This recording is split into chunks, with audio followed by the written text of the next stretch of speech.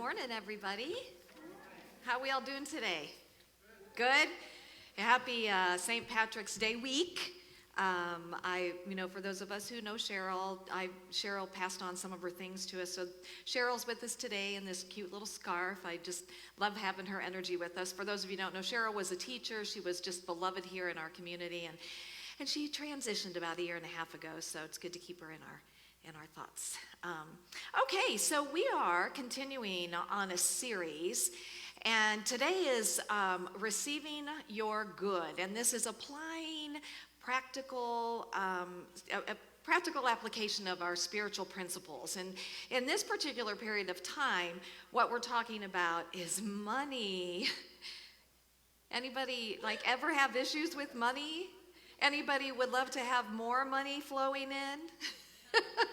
Yeah, and that's really, it's okay. And I think that we have to have these conversations, and we have to talk about money, and we have to make friends with money, and we have to know that money is good. Money is simply an energy, and that it's okay to desire to have a greater flow of money in our lives. It's okay to desire that. How nice that, Paul and I were talking just the other day about, we don't feel a need to be mega rich, but it would be really nice to have more than enough money to do the things that you want to do when you want to do them, and to give when you want to give in whatever way that you want to give. Wouldn't it just be so great when you saw a need and you could just write a check for that need, and it was just as simple as that? How good would that feel? Would that feel pretty good? Would it feel pretty good to have somebody say, hey, listen, we're thinking about going to Puerto Rico or someplace, for a vacation. Would you like to go? And you didn't have to say, well, I need to save up for it. Just to be able to go and do the things that we love to do, to live the life that we want to live. It's okay. In fact, it's good. So I want to start with something that the late Reverend Eric Butterworth said in his book, Spiritual Economics. And I'm going to invite us to share in this affirmation together. I am a richly endowed expression of an opulent universe. There is always a sufficiency to do the things that I want and need to do. So I'm going to share with you some news from Unity Worldwide Ministries. And they said that over the past few years at the Board of Trustees at Unity Worldwide Ministries, they've been developing several programs and ideas and initiative of things that they wanted, that they thought that were needed to further the unity message. So here's what they go on to say: when we live and express a prosperity consciousness, we know that the universe will provide. Big stuff right there. We know that the universe will provide, and that we will have the sufficiency that Butterworth assured. So it is with great gratitude and joy that Unity Worldwide Ministries has announced to us that over the past months, they received a bequest in the amount of $270,000. They received a bequest in the amount of $280,000. And at the end of 2020, they received a bequest in the amount of $7,884,000.60. Woohoo! That's pretty amazing, isn't it? And as I sat and I read that, I was thinking about how, they were open first to a vision. And they opened themselves up to the creative ideas that are always stirring in the substance of God. And they latched on to some of these ideas, and from these ideas they created a vision of what they could see for the future of unity as a whole. And then they let go and let God.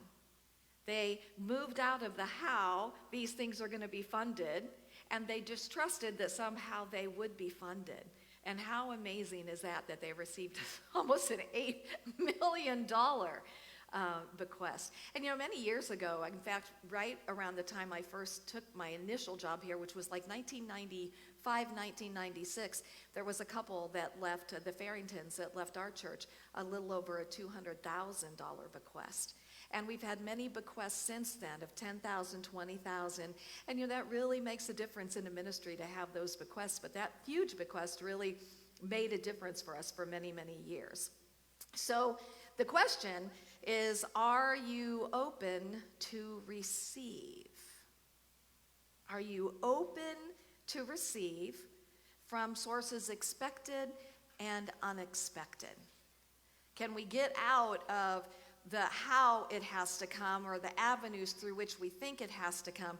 But there's more to it that we're going to talk about. And what this is about, my friends, it's about the fact that our whole life journey is about consciousness. So Charles Fillmore tells us that our consciousness is the sum total of all ideas accumulated in, okay, all the ideas that we've accumulated throughout our entire life.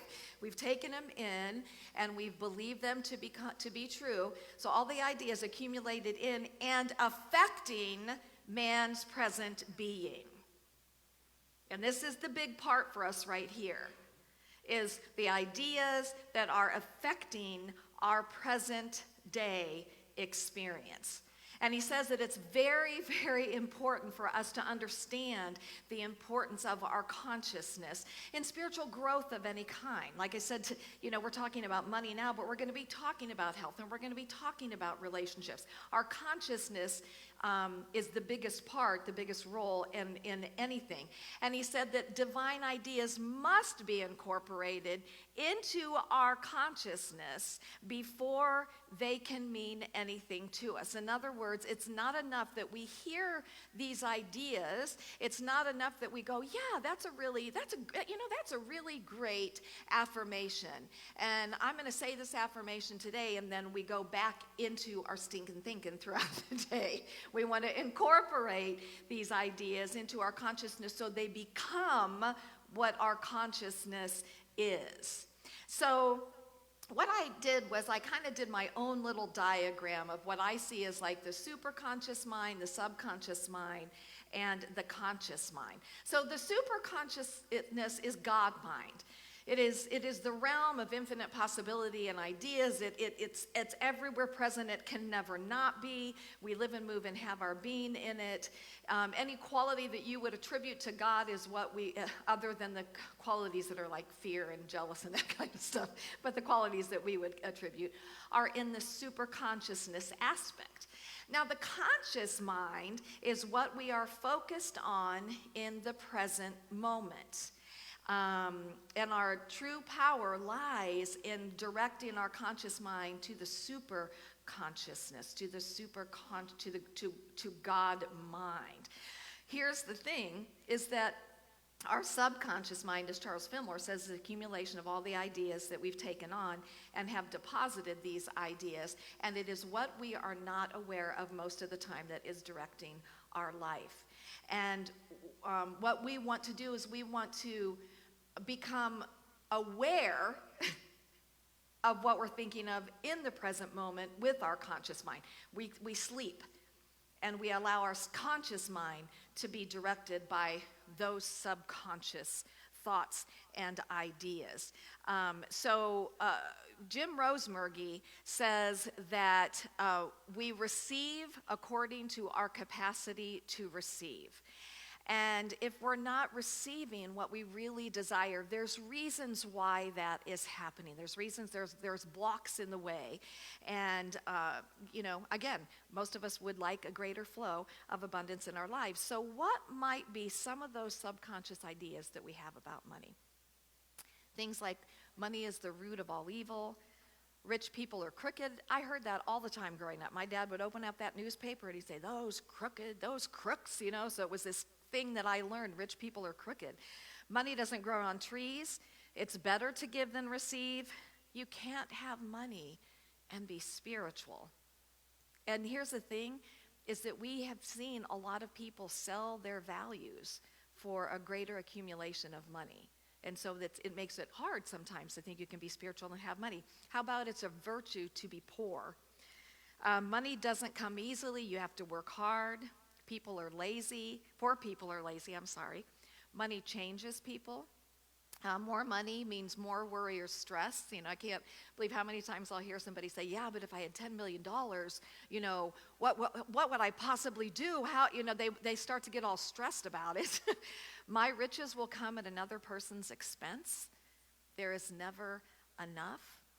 So we have all these ideas that we don't even know are going on in our subconsciousness that are keeping us from really experiencing the greater flow that we desire to experience. And here's the thing, too, is that money also in our culture ties us to our self-worth and our self-esteem. I know last week when I was sharing Paul's and my experience of our cars and our early cars and the backfiring and the horn honking and oil leaking and things like that, I can laugh about it now, but at the time, I was really embarrassed by those things. And I felt less than other people who had nicer things than me, because that's kind of how our culture sets it up.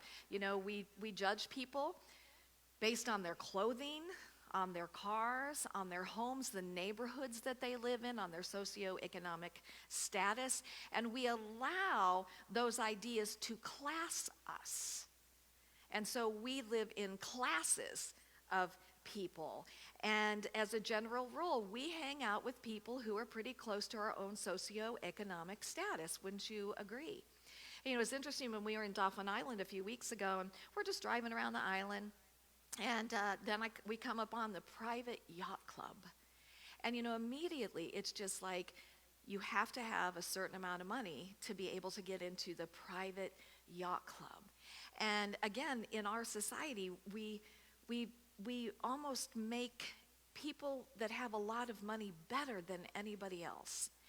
And it's unfortunate to me, because the ability to make a great amount of money is no different than anybody else's talent. The ability to reach out and to take care of people, the ability to plant wonderful gardens and harvest wonderful vegetables and fruits, and it's no different. But in our culture, it sure is different, isn't it? So we have all of these interesting ideas about money that are going on in our subconscious mind that we're not aware of. And it's just so important for us to start to become aware of. In the book, Rich Dad, Poor Dad, it talks about that if you've been raised in wealth, the chances of you being wealthy are pretty doggone good. And why is that? Yeah, you haven't had those ideas planted in your mind that there's not enough, there's never going to be enough, this is what's happened with our family, you're not educated enough, you're not talented enough, or whatever. That's just the consciousness. And don't we all have areas of our life that flow really easily and others are a little bit tougher? Like, I know for myself, relationships have always been really easy, just loving relationships. But money has always been something that I've had to work at because of my upbringing, because of what I've taken on as truth. So what we have to recognize is that our consciousness, it's like the soil that we are planting our desire in. So I want you to think about this for a moment. If I took a palm tree and I planted it in the soil here in Missouri, and and I tried to give it all the nutrients and water and fertilizer and everything that I thought that it needed, it's not in the right environment to be able to sustain a palm tree year-round in Missouri, right? Yes? Making sure you're still awake. Okay, it's only when I plant that seed in the proper soil, when I give it the proper nutrients, that I create the environment for it to be able to manifest into what its potential is. So it's the same thing for financial abundance in our lives. We have to become aware of, and we have to create the right environment for our seeds that we're planting and nurture them. So let's look at it from this perspective. If I'm planting my seed, I'm saying, yes, I'm doing my affirmations, I'm open to more than enough, but this is what is in my mind. Things like I can't have money and be spiritual. Money doesn't come easily. I'm going to worry about it. There's not enough. It's the root of all evil. It's a virtue to be poor. What experience am I going to have? Yes. Exactly. But when I move to the realm of God consciousness, and this is what we've talked about a lot, and we talk about this a lot, is the God consciousness, and I plant my seed and I go to God consciousness, I go to this place where I go, God is my source. There's an abundant flow. There's more than enough. I'm in unlimited possibilities. There's great creativity, divine ideas. God is my supply. What is my likely outcome? To have more than enough, right? Exactly. So we want to be more in this consciousness than in the other consciousness. So again, money is important, and we have got to change our relationship to it, and we've got to change our view of it. So Eric Butterworth in Spiritual Economics, I think if there's one book that I would highly recommend when it comes to unity teachings about this, this would be the book, Spiritual Economics by the late Reverend Eric Butterworth, said that the word prosperity comes from the Latin root word according to hope, or to go forward hopefully. So what he says, it's not as much a condition in life as it is an attitude toward life. So prosperity is not a condition, it's an attitude towards life. And our attitude is what? It's our consciousness. And I love how he says this, that prosperity is a way of living and thinking, not just money and things. And guess what? Poverty is a way of living and thinking, and not just money or things. It's an attitude that we have towards life. And here's some important things that he says. And we know this, but we have to hear it over and over. At least I know I have to hear it over and over again. That the starting point in realizing is in really deepening our awareness of and living in it and experiencing and expressing it. Prosperity is to accept responsibility for your own thoughts, and thus to take responsibility for your life.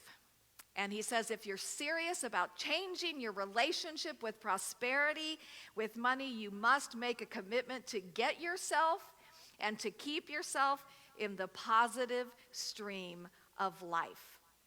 Now, some of the ideas that he says is refuse to find yourself in casual, and he takes the word casual and he moves the letter, and he said maybe we should say causal conversation about the bad economy, about not getting paid enough, about I don't have money to pay my bills, about constantly talking. And he said about anything that you don't really want to say yes to.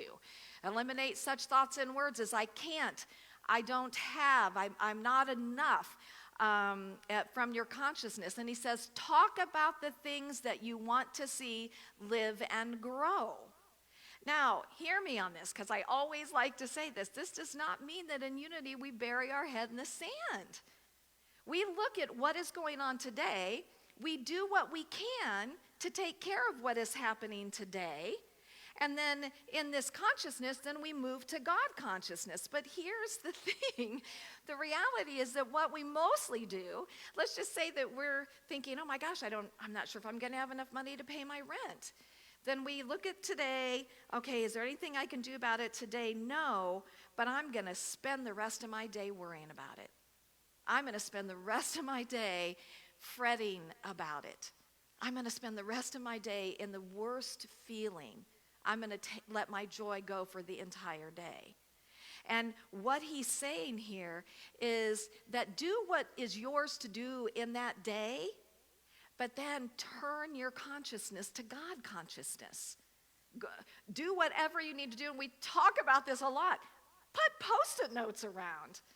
Have readings that you go to every day. Have affirmations that really stir something up within you so that you can keep your consciousness focused on the infinite realm of God and not on the worry and not on the problem. The big thing is stop the worry. That's easy, isn't it? So easy. But here's the thing, we were created to have mastery over our minds. We forgot. And honestly, we get lazy. and we just don't do the work that is ours to do. But if we want a different experience, my friends, we've got to do the work. We've got to take responsibility. This is one of Eric's affirmations. I'm going to invite us to say it together.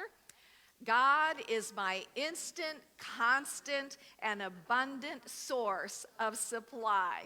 Now, Eric goes on to say that you do not receive what you want.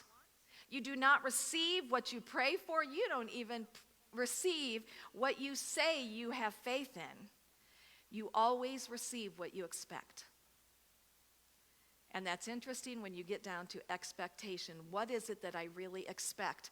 And I'll tell you, it takes some effort to turn from that place of, oh my gosh, how can this work out, to I expect it is going to work out. I expect that everything that I need is going to be here to take care of it. Go back to Unity Worldwide Ministries, almost $8 million came out of nowhere. I expect that what I need is going to be here for me in the most amazing ways. I expect that.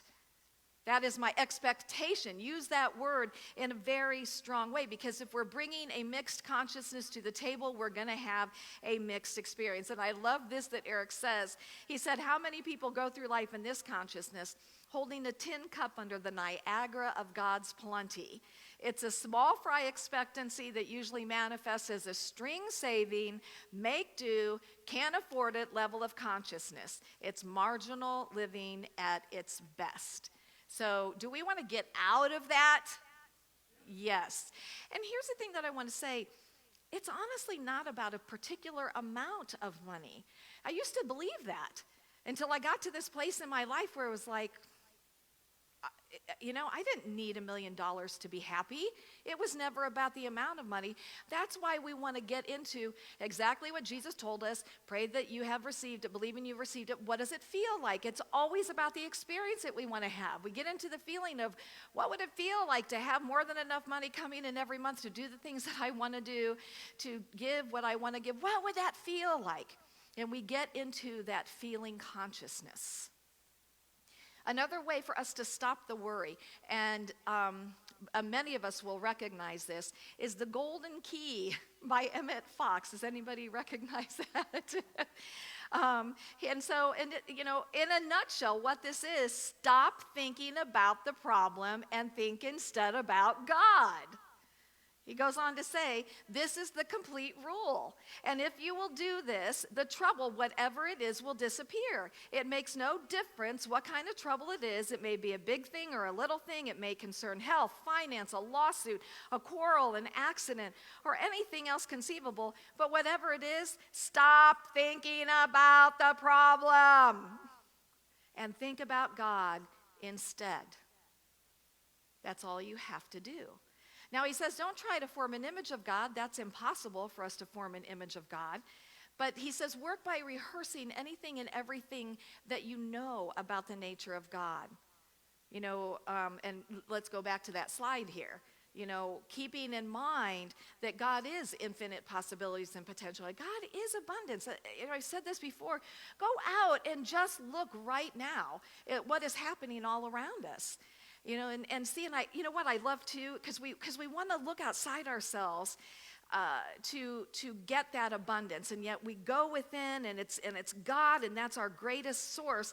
And I was sitting, looking down at our garden the other day out of our bedroom, and we're starting to have some spring stuff come up, but this was after like the third day of rain, and I'm looking at how exponentially these plants have grown. Because of the rain, because of the natural resource that has been created is pouring down upon these plants. It's like they're exponentially growing. And it was so clear to me that that's why we go to God. That's why we go to our source.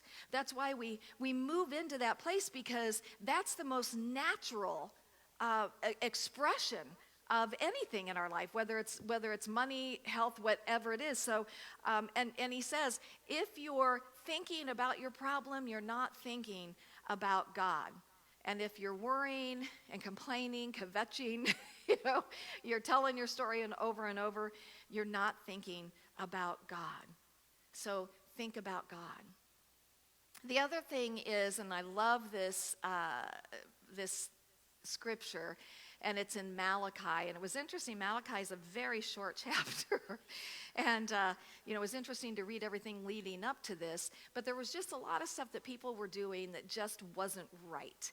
And so this chapter was really about, starting to do the right thing. And then in this, it says, bring the whole tithe into the storehouse, that there may be food in my house. Test me in this, says the Lord Almighty, and see if I will not throw open the floodgates of heaven and pour out so much blessing that there will not be enough room to store it. For me, what this means in this instance is when we're bringing the whole tithe, we're bringing our whole being in. We're bringing our whole conscious mind in. We're bringing our whole self in to this awareness, and we're allowing ourselves to be in this, and we're trusting exactly what this is saying. That this great universal source will open up these floodgates, and we won't have room enough to store it all. There will be so much that is overflowing. And I have to ask, can you even believe that to be true? Can you entertain the thought that there would be so much overflowing that you don't know what to do with it all? And here's the thing, that probably for a lot of us, we can't even entertain that thought. What? More than enough overflowing? That I wouldn't even know what to do with all of it? Wow, that's the promise, though. If we can't totally believe this, back up a little bit. How about that there's more than enough to do the things I want to do, to give in the way that I want to give, that there's always going to be more. There's an expectation that we are absolutely provided for, because we are. And hasn't it been proven to you over and over again? I know that many times in my life I thought, how am I going to get a vehicle? Are we going to have enough money to pay the rent? Am I going to have enough money to buy groceries? I mean, I lived that experience. That was a lived experience for us for many, many years. And you know what? We always had food. We always had a roof over our head. I always somehow had gas in my car. It may have been $5 worth, but I was always provided for. And I'm going to tell you that I am living proof up here today, because you guys, really, I lived that experience for probably 15 or 20 years of my young adult life. But when I got into Unity, I started working these principles. And I started moving into my own value, my own self-worth. I got to tell you, I remember when the whole spiritual leader thing was being talked about. We were in a board meeting, and we had almost hired another minister, and they were going to hire this minister at this amount of money. And we were having the conversation, and somebody said, well, you don't have the qualifications that this minister has, so we won't start you at that. And honestly, for the first time in my life, I stood up for myself. And I remember, and it felt so good to have that self-worth and self-value, and I said, if I'm going to do the job, I'm going to get paid for doing the job. And I got paid for doing the job. But it's been a journey, and to be in the place that I'm at now with my partner and with life as it is now, it's a whole different experience. And so I don't want you to wait so long. I don't want you to have to go through 15 or 20 years of this. I want to give it to you now and tell you that you have everything you need within you, and you have the ability to redirect your focus and your thoughts, and to really move into that reality that God is your source. So let's do this last affirmation together. Today, I open my heart to unconditionally receive life's tremendous gifts. And so it is, and so it shall be. And namaste. Namaste.